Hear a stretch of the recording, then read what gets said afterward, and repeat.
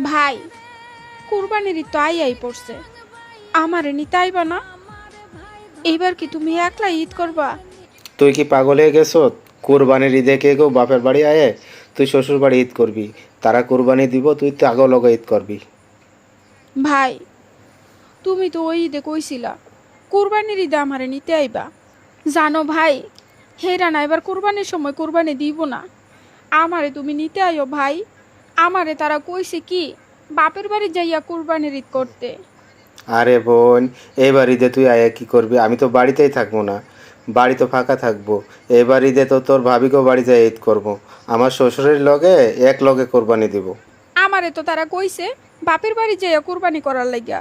আমি তাইলে এখানে কি কমু? আরে বোন, একটা কিছু বুঝাই বল না। তুমি না অনেক বদলাইয়া গেছো ভাই। ভাই, তোমার মনে আছে তুমি কিন্তু আমারে বিয়া দিতে চাও নাই। তুমি কইছিলা তোরে বিয়া দিলে আমার ঘরটা খালি খালি লাগবো। ভাই রে, আর এখন এখন তুমি আমারে ঘরে নিতে চাও না ভাই। ভাই, আমার কথা কি তোমার মনে পড়ে না?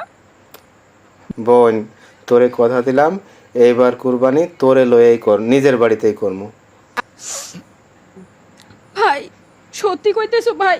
আমারে তুমি নিতে আইবা? সত্যি কইতাছো? হ্যাঁ, সত্যি কইতাছি।